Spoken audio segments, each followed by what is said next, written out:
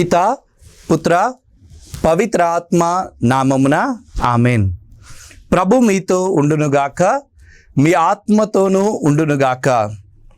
లూకా శుభవార్త 2వ అధ్యాయము 7వ వచనము.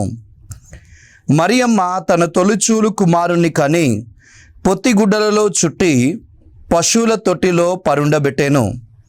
ఏలైనా వారికి సత్రములో చోటు లేకుండెను. క్రీస్తు సువిశేషము. క్రీస్తువా మీకు స్తుతి కలుగునుగాక. హల్లెలూయా, హల్లెలూయా. యేసువా వందనం, యేసువా స్తోత్రం. తండ్రి వందనం, తండ్రి స్తోత్రం. ఆత్మదేవా వందనం, ఆత్మదేవా స్తోత్రం. హల్లెలూయా. క్రీస్తునాథుని యందు ప్రియ సోదరి సోదరులారా, దివ్యవాణి వీక్షకులారా, మరొక మారు క్రీస్తు సందేశము అను ఆధ్యాత్మిక కార్యక్రమమునకు మీకు స్వాగతం పలుకుతున్నాను. ఈరోజు మనం ధ్యానించే అంశం యేసుక్రీస్తు ప్రభు ఎందుకు పుడుతున్నాడు అన్న అంశాన్ని ధ్యానం చేయడానికి ప్రయత్నం చేద్దాం. ఒక నాస్తికుడు, దేవుణ్ణి నమ్మని వాడు ఒకరోజు రోడ్డు మీద నడుస్తూ ఉన్నాడు.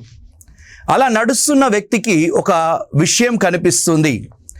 4 యువకులు ఒక యువతిని ఏడిపిస్తూ ఉన్నారు. యువకులు ఏడిపించడమే కాదు, ఆమెను వేధిస్తున్నారు, కొడుతున్నారు. ఈ నాస్తికుడు దాన్ని చూసి కలత చెందాడు. కలత చెంది అదిగో ఆ యువకుల దగ్గరకు వెళ్ళి అడుగుతూ ఉన్నాడు, ఈ అమ్మాయిని ఎందుకు కొడుతూ ఉన్నారు? ఈమెను కొట్టకండి అని ఆయన చెప్తూ ఉన్నాడు. వెంటనే ఆ 4 యువకులు ఏం చేశారో తెలుసా? ఈ నాస్తికుల్ని కొట్టడం ప్రారంభించారు. దెబ్బలు తిన్న తర్వాత ఈ నాస్తికుడు చాలా బాధపడ్డాడు. చివరికి ఇంటికి చేరుకున్నాడు. తన మంచం మీద పడుకొని ఆలోచిస్తూ ఉన్నాడు. ఆ సమయంలో ఆయనకు మెదుగుతున్న 2 ప్రశ్నలు. మొదటిది, మానవ హృదయాల పరిపాలకుడు ఎవరు?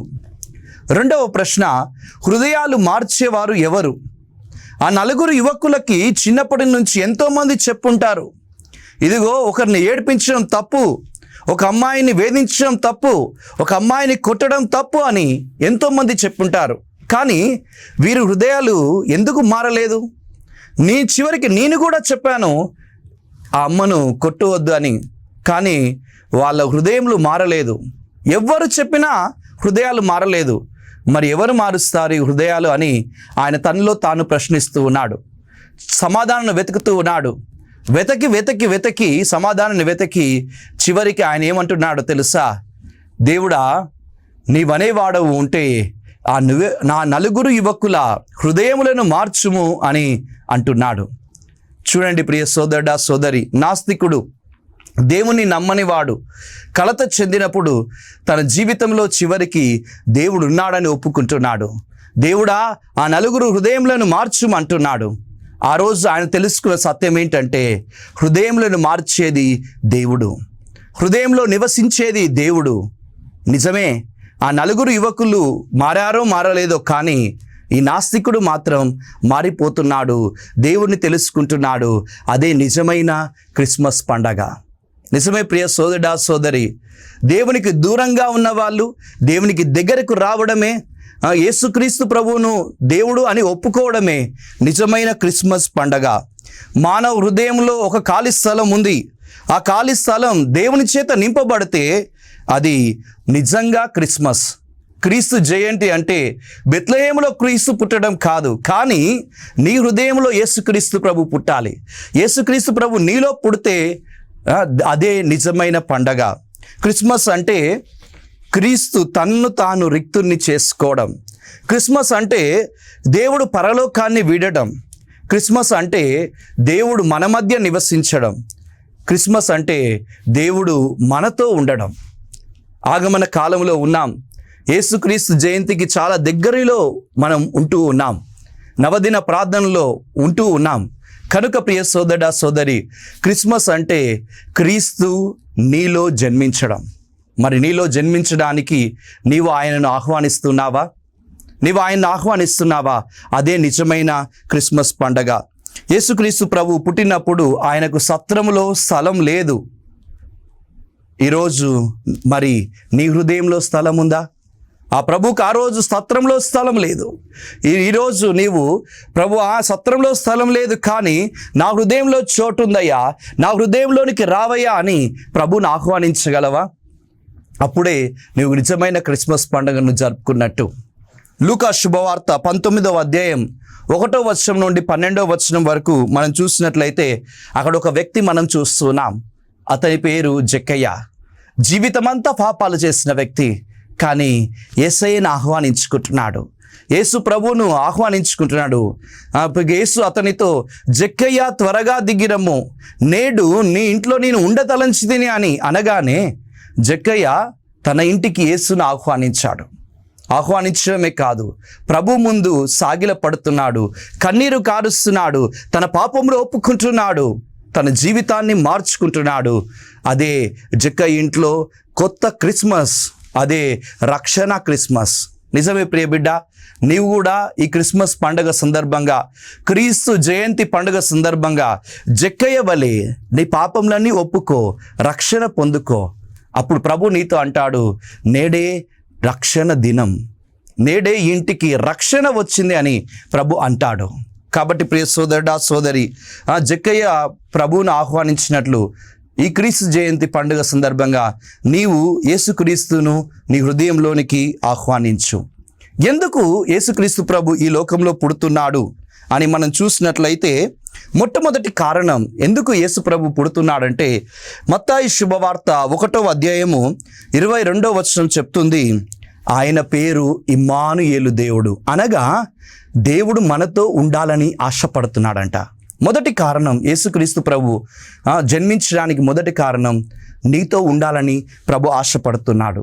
చాలామంది చాలా భయములతో, చాలా రోగములతో, చాలామంది వివిధ రకాలమైన అంధకారంతో జీవిస్తున్నారు. అలా జీవిస్తున్న వాళ్ళు నిరాశలో ఉన్నారంట. నిరాశలో ఉన్న వారికి నేనున్నాను, నేను ఇమ్మానుయేలు దేవుడను, నీతో ఉండడానికి వస్తున్నానంటూ ప్రభు రావడమే క్రిస్మస్ పండగ. క్రిస్మస్ పండగ ద్వారా ప్రభు మనకిస్తున్న సందేశం, ఎందుకు వస్తున్నానంటే నీతో ఉండడానికి. ప్రభు నీతో ఉండడానికి వస్తున్నాడు. నీవు ఆయనతో ఉంటావా? ఒకసారి పరిశీలన చేసుకో. ప్రభు దిగి రావడం ఇది మొదటి ప్రయత్నమే కాదు. చాలాసార్లు ప్రభు తన ప్రజలతో ఉండడానికి దిగి వస్తున్నాడు. నిర్గమకాండం 3వ అధ్యాయంలో మనం చూసినట్లయితే ఇజ్రాయేలు ప్రజలు ఫారో బానిసత్వంలో ఉండి ప్రభువుకు మొరపెట్టుకుంటున్నారట. ప్రభువా త్వరగా దిగిరము, ఈ బానిసత్వం నుండి మమ్ము విడిపించకు దిగిరము అని వారు మొరపెట్టగా నిర్గమకాండం 3వ అధ్యాయము 12వ వచనంలో ప్రభు అంటున్నాడు, ఇదిగో నేను నీకు తోడై ఉందును, నేను వస్తున్నాను అని పరలోకము నుండి ఆయన దిగి వచ్చి ఇనుప సంఖ్యలను తొలగించడానికి మోషే అనే నాయకుని ద్వారా ప్రభు ఇజ్రాయేలు ప్రజల మధ్యకు వచ్చి వారికి తోడై ఉన్నాడు. అగ్ని స్తంభంగా, మేఘ స్తంభంగా ఆయన తోడై ఉండి వారిని నడిపించి, పాలు తేనె జారు వారి నేల వరకు నడిపించి వారికి మహిమనిచ్చాడు. బానిసలో ఉన్న వారిని విడిపించడానికి ప్రభు వచ్చాడు. వారితో ఉండడానికి ప్రభు వచ్చాడు. అగ్ని స్తంభంగా, ఒక మేఘంగా, మేఘ స్తంభంగా వారికి వెలుగునివ్వడానికి వచ్చాడు.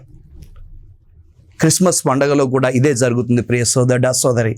సాతాను బానిసత్వంలో ఉన్న నిన్ను విడిపించడానికి, నీకు తోడుగా ఉండడానికి, నీ జీవితానికి వెలుగై ఉండడానికి ప్రభు పరలోకము నుండి ఈ లోకంలోకి వచ్చాడు. నీలో ఉన్న నిరాశ నీ నుండి నువ్వు బయటపడాలంటే నువ్వు ఒక విషయం గుర్తించాలి, ప్రభు నాకు తోడై ఉన్నాడు. ప్రభు నాకు తోడై ఉన్నాడు. ప్రభు తోడై ఉన్నాడు అనే విషయం నువ్వు గమనించినట్లయితే అది నిజమైన క్రిస్మస్ పండగ.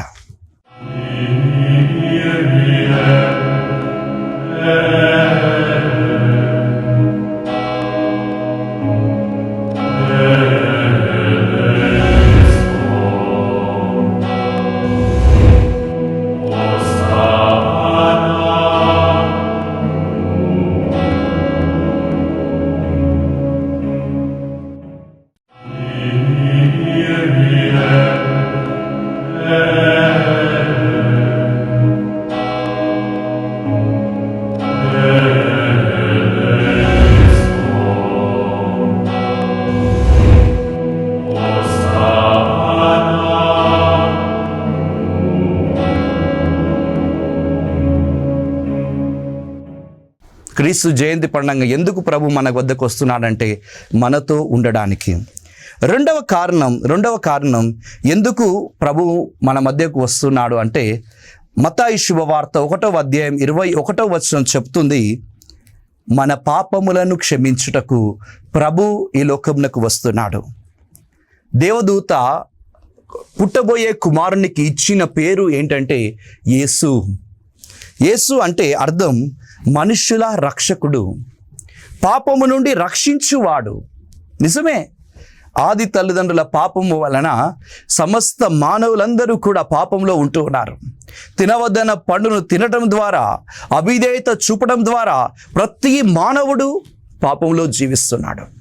అలా పాపములో జీవించే వారిని రక్షించుటకు పరలోకం నుండి దేవుడు పంపిన తన ఏకైక కుమారుడు యేసుక్రీస్తు ప్రభు. ఆయన వచ్చింది నీ పాపములను క్షమించడానికి.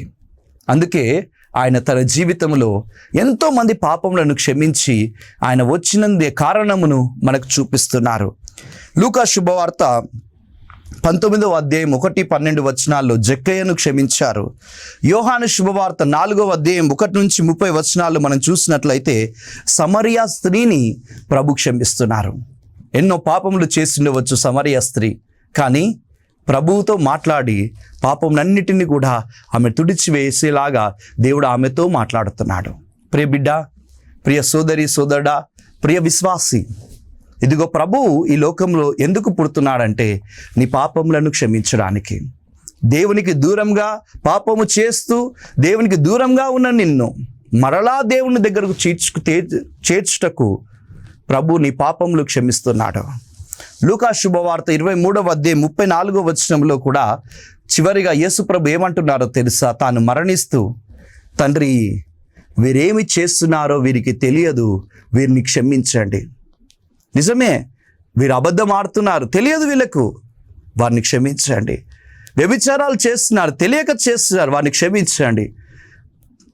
వివిధ రకాల పాపములను చేస్తున్నారు, దొంగతనాలు చేస్తున్నారు, అబద్ధ సాక్ష్యం పలుకుతున్నారు, వీరు ఏం చేస్తున్నారు, వీరు తెలియక చేస్తున్నారయ్యా, వీరిని క్షమించండి అని చెప్పి తాను చెప్తూ ఉన్నారు. దాని అర్థం ఆయన వచ్చింది పాపములను క్షమించడానికి. మత్తయి శుభవార్త 18వ అధ్యాయము 11వ వచనంలో కూడా ప్రభు అంటున్న మాట, ఇదిగో నేను తప్పిపోయిన వాటిని వెతకి రక్షించుటకు వచ్చిరాను. నిజమే, పాపం ద్వారా నువ్వు తప్పిపోయావేమో, నీ కుటుంబం తప్పిపోయిందేమో, నీ జీవితం తప్పిపోయిందేమో. ఆ వాటిని తప్పిపోయిన వాటిని, పాపము ద్వారా తప్పిపోయిన వాటిని వెతకి రక్షించి పాపమును క్షమించి రక్షించుటకు ప్రభు వచ్చి ఉన్నాడు. కనుక ఈ క్రిస్మస్ పండుగ సందర్భంగా నీ పాపములను తెలుసుకో ప్రియ బిడ్డ, నీ పాపములను ఒప్పుకో, నీ పాపముల కొరకు పశ్చాత్తాపపడు. అప్పుడే అది నిజమైన క్రిస్మస్ పండగ. ప్రభు నీ మధ్యకు వస్తున్నాడు, ఎందుకంటే నీ పాపములు క్షమించడానికి. మొదటిగా ప్రభు మన మధ్యకు వస్తున్నాడు మనతో ఉండడానికి. రెండవదిగా ప్రభు మన మధ్యకు వస్తున్నాడు మన పాపములను క్షమించడానికి. మూడవదిగా ప్రభు మన మధ్యకు ఎందుకు వస్తున్నాడు క్రిస్మస్ పండుగ సందర్భంగా అంటే మనకు వెలుగును ఇచ్చుటకు. యెషయా గ్రంథము 9వ అధ్యాయం 2వ వచనము మనం చూస్తున్నాం, చీకటిలో నడుచు ప్రజలు గొప్ప వెలుగును చూశారంట. ఆ వెలుగు ఏంటి? యేసుక్రీస్తు అనే వెలుగు. యోహాను శుభవార్త 8వ అధ్యాయం 12వ వచనం, లోకమునకు వెలుగు నేనే అని ప్రభు అంటున్నాడు. నన్ను అనుసరించేవాడు అంధకారమున నివసించాడు, అతడు వెలుగును పొందుకుంటాడు అని ప్రభు చెప్తూ ఉన్నారు. దాని అర్థం అంధకారంలో, చీకటి శక్తులలో జీవిస్తున్న మనుషులందరినీ తన కృప ద్వారా వెలుగులోనికి తేవడమే యేసు ప్రభు రావడానికి కారణం. చీకట్లో ఉన్న అనేక మందిని ప్రభు తాకి స్వస్థపరచి వెలుగులోనికి తీసుకొని వస్తున్నాడు. మనం చూసినట్లయితే మార్కు శుభవార్త 10వ అధ్యాయం 46వ వచనం నుండి 52వ వచనం వరకు బర్తిమయి అనే వ్యక్తి చీకటిలో నివసిస్తున్నాడు, గ్రుడ్డివాడు. అలాంటి వ్యక్తికి ప్రభు చూపుని ఇచ్చి వెలుగులోనికి తీసుకొని వస్తున్నాడు. దెయ్యముల చేత బాధపడుచున్న అనేక మంది చీకటి శక్తులలో జీవిస్తున్నారు. అలాంటి వారందరినీ ప్రభు తాకుతున్నాడు, స్వస్థపరుస్తున్నాడు, వెలుగులోనికి తీసుకొని వస్తున్నాడు. అంటే ప్రభు వచ్చేది ఎందుకంటే నిన్ను వెలుగులోనికి తీసుకుని రావడానికి. మీరు గమనించండి, గొల్లలు, యేసుప్రభు పుట్టిన తర్వాత గొల్లలు ఎక్కడున్నారు? చీకటిలో ఉన్నారు. చీకటిలో ఉన్న వారి దగ్గరికి శుభవార్త దేవుడు పరలోకం నుండి తన దూతను పంపిస్తున్నాడు. భయపడకుడు, సమస్త మానవాళికి రక్షణ దినము ఆసన్నమైనది. సమస్త మానవాళికి శుభవార్త, సమస్త ప్రజలకు పరమానందం కలిగించే శుభవార్త మీకు వినిపించదును అని లూకా శుభవార్త 2వ అధ్యాయం 10వ వచనంలో దేవదూత గొల్లలతో చెప్పింది. చీకట్లో ఉన్న వారికి ప్రభు ఇస్తున్న సందేశం, నీకు నీ కుటుంబానికి శుభవార్త. యేసు పుట్టాడు. ఆ పుట్టింది ఎందుకు? చీకట్లో ఉన్న గొల్లలను వెలుగులోనికి తీసుకొని రావడానికి. రాత్రిలో ఈ సందేశం వినిపించబడింది. ఉదయాన్నే వారు ప్రభు దగ్గరకు వెళ్తున్నారు. నిజమైన వెలుగును చూస్తున్నారు. ఆయన మహిమను చూస్తున్నారు. ఆ మహిమను ప్రకటిస్తున్నారు. ఆ వెలుగును ప్రకటిస్తున్నారు. గొల్లలు చెప్తున్న అంశం, చీకట్లో నున్న నీవు కూడా ఉన్నావేమో, కానీ యేసు అనే వెలుగు వైపు రా. ఆ వెలుగును చూడు. ఆ వెలుగు నిన్ను, నీ కుటుంబాన్ని బలపరచును. మీరు చూడండి, అపోస్తుల కార్యములు 9వ అధ్యాయంలో పౌలు అనే వ్యక్తి చీకటిలో ఉన్నాడు, అంధకారంలో ఉన్నాడు. క్రీస్తును విశ్వసించే వారందరినీ హింసిస్తున్న వ్యక్తి. కానీ ఆ వ్యక్తికి ఏం కనిపించింది? ఒక గొప్ప వెలుగు కనిపించింది. ఆ వెలుగును చూడగానే ఆయన మారిపోతున్నాడు. ప్రియబిడ్డ, యేసు అనే గొప్ప వెలుగును నువ్వు చూడు. యేసు అనే వెలుగును నీవు కూడా ప్రతిరోజు దివ్య ప్రసాదంలో చూడు. అప్పుడు ఆ వెలుగు నీలో ఉన్న చీకటిని తొలగిస్తుంది. నీలో ఉన్న సైతాను శక్తులను తొలగిస్తుంది. చీకటి శక్తుల నుండి విడుదల ప్రభువును చూచినప్పుడు మనకు కలుగుతుంది. అందుకే నీలో ఉన్న చీకటిని వెలుగుగా మార్చడానికి ప్రభు నీ మధ్యకు వస్తూ ఉన్నాడు. ఇది 3వ అంశం, ప్రభు మన మధ్యకు రావడానికి కారణం. ఇక చివరి అంశం, ప్రభు మన మధ్యకు రావడానికి కారణం ఏంటంటే మనకు జీవాహారమై ఉండుటకు. యోహాను శుభవార్త 6వ అధ్యాయము 48వ వచనము, యోహాను శుభవార్త 6వ అధ్యాయం 51వ వచనము చెప్తున్న అంశం ఏంటంటే, నేనే పరలోకం నుండి దిగి వచ్చిన జీవాహారమును అని ప్రభు స్వయంగా సెలవిస్తున్నాడు. మీరు గమనించండి, యేసు ప్రభు పుట్టింది ఎక్కడ? బెత్లెహేములో. బెత్లెహేము అనే మాటకు అర్థం ఏమిటి? బెత్ అంటే ఇల్లు, లెహేమ్ అంటే ఆహారము. అంటే బెత్లెహేము అనే మాటకు అర్థం ఏంటంటే రొట్టెల ఇల్లు, ఆహారపు ఇల్లు. ఆయన పుట్టగానే ఎక్కడ పడుకోబెడుతున్నారు? పశువుల తొట్టిలో పడుకోబెడుతున్నారు. పశువుల తొట్టిలో సామాన్యంగా ఏముంటుంది? పశువులకు ఆహారం ఉంటుంది. రొట్టెల ఇండ్లులో జన్మించిన యేసుక్రీస్తు ప్రభు తొట్టిలో ఉన్నాడు అంటే అర్థం ఏమిటి? ఇదిగో ఈ పశువుల తొట్టిలో ఉన్న గడ్డిని ఏ విధంగా అయితే పశువులు తింటున్నాయో, అదే విధంగా ఈ తొట్టిలో ఉన్న యేసుక్రీస్తు ప్రభుని ప్రపంచంలో ఉన్న వారందరూ కూడా భుజించాలి. అంటే ఆయనే లోకమునకు ఆహారము అని చెప్పటకు మరియ తల్లి ఆ యొక్క పుట్టిన బిడ్డను పశువుల తొట్టిలో పరుండబెట్టింది. బెత్లెహేంలో పుట్టాడు కాబట్టి రొట్టెల ఇల్లుగా ఉన్న ప్రాంతంలో మనందరికీ రొట్టెగా అవ్వడానికి యేసుక్రీస్తు ప్రభు బెత్లెహేంలో పుడుతున్నాడు. వివిధ జాతుల వారు ప్రభువునే ఆహారంగా స్వీకరించాలి, ప్రభువును ఆహారంగా పొందుకొని నిత్య జీవం పొందాలి అన్నది ప్రభు ఆశ. అందుకే యేసుక్రీస్తు ప్రభు పుడుతున్నాడు. అందుకే తాను మరణిస్తూ ప్రభు ఏమంటున్నాడు? కడరాత్రి భోజన సమయంలో రొట్టెను అందుకొని, ఇది మీ కొరకు అర్పింపనున్న నా శరీరము, ఇది నా రక్తము అని పాత్రమును అందుకొని తన శరీర రక్తాలనే మనకు జీవాహారముగా ఇస్తూ ఉన్నారు. ఈ ఆహారమును మనం స్వీకరించినప్పుడు, దివ్య ప్రసాదమును స్వీకరించినప్పుడు మన హృదయములు ప్రజ్వరిల్లుతాయి, జీవితాలు మారిపోతాయి, మన జీవితం పరలోక మహిమ వైపు నిలబడుతుంది. అందుకే ప్రభు మన మధ్యకు వస్తున్నారు. అందుకే ఆయన అంటున్నారు, యోహాను శుభవార్త 6వ అధ్యాయము 54, 55 వచనములో, నా శరీరమును భుజించి నా రక్తమును పానం చేయువాడు నిత్య జీవం పొందును, నిత్య జీవం పొందును. ఇదే మనము ఈ క్రీస్తు ప్రభు జయంతి సందర్భంగా నేర్చుకోవాల్సింది. ప్రభు మన మధ్యకు వస్తున్నాడు. మనకు జీవాహారమే ఉండి మనల్ని నిత్య జీవం వైపు నడిపించుటకు. ఎందుకు ప్రభు వస్తున్నాడు అన్న విషయం ధ్యానించాం. మొట్టమొదటిగా మనతో ఉండడానికి ప్రభు మన మధ్యకు వస్తున్నాడు. రెండవదిగా మన పాపములను క్షమించడానికి మన మధ్యకు వస్తున్నాడు. మూడవదిగా మనకు వెలుగునివ్వడానికి మన మధ్యకు వస్తున్నాడు. ఇక నాలుగవదిగా మనకు జీవాహారమై ఉండుటకు ప్రభు వస్తున్నాడు. ఈ 4 విషయంలో నువ్వు గమనించినట్లయితే ఈ క్రిస్మస్ పండగ సందర్భంగా నీవు ప్రభువు నీతో ఉన్నాడని గ్రహించు. ఈ క్రిస్మస్ పండగ సందర్భంగా ప్రభు నీ పాపాలు క్షమిస్తున్నాడని గ్రహించి క్షమాపణ కోరుకో. ఈ క్రిస్మస్ పండగ సందర్భంగా చీకట్లో ఉన్న నీవు వెలుగులోనికి రా. ఈ క్రిస్మస్ పండగ సందర్భంగా యేసు శరీర రక్తాలు నీకు జీవాహారం ఇస్తున్నాయని గ్రహించు. అదే నిజమైన క్రిస్మస్. నీ హృదయాన్ని మార్చుకో, జీవితాన్ని మార్చుకో, యేసు వెలుగులో నడుము. ప్రభు అప్పుడు నిన్ను చూసి సంతోషించురా. ప్రార్థన చేసుకుందాం. కళ్ళు మూసుకొని చేతులు జోడించి ప్రార్థించుదాం. ప్రభువా, దయగల తండ్రి, కృపాశక్తి సంపూర్ణుడా, మమ్మందరినీ రక్షించడానికి, మాతో ఉండడానికి, మా పాపములు క్షమించడానికి, మాకు జీవాహారమై ఉండడానికి నీ ఏకైక కుమారుడైన యేసు క్రీస్తు ప్రభువును మా మధ్యకు పంపిస్తున్నందుకు నీకు వందనములు, స్తోత్రములు తండ్రి. ప్రభువా, ప్రభు వైపు చూసిన ప్రతి ఒక్కరిని నీవు ఆశీర్వదించావు. గొల్లలు ప్రభు వైపు చూడగా వారిలో ఉన్న చీకటి మటుమాయమైపోతుంది. యేసయ్య, ఈరోజు మేము నీ వైపు చూస్తూ ఉండగా మాలో ఉన్న చీకటిని, మాలో ఉన్న సైతాను క్రియలు, మాలో ఉన్న అంధకార శక్తులు యేసు నామంలో వీడిపోవునుగాక. వెలుగు మా కుటుంబంలోనికి వచ్చునుగాక. ప్రభువా, మీరు మాతో జీవాహారమై ఉండుటకు వస్తున్నారు. జీవాహారమా యేసుక్రీస్తు ప్రభువా, మమ్ము పోషించుము, నిత్య జీవం వైపు మమ్మ నడిపింపము. మా పాపములన్నిటిని కూడా క్షమించుము తండ్రి. మాతో నివసించి మాలో ఉన్న నిరాశను ఆశగా మలచుము, మాలో ఉన్న భయమును ధైర్యంగా మలచుము తండ్రి.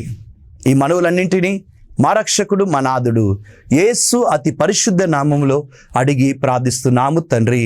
ఆమేన్. ప్రభువు మీతో ఉండునుగాక, మీ ఆత్మతోనూ ఉండునుగాక. సర్వశక్తిగల సర్వేశ్వరుడు పిత, పుత్ర, పవిత్ర ఆత్మ మేము దీవించి ఆశీర్వదించి కాచి కాపాడుదురుగాక. ఆమేన్. God bless you all.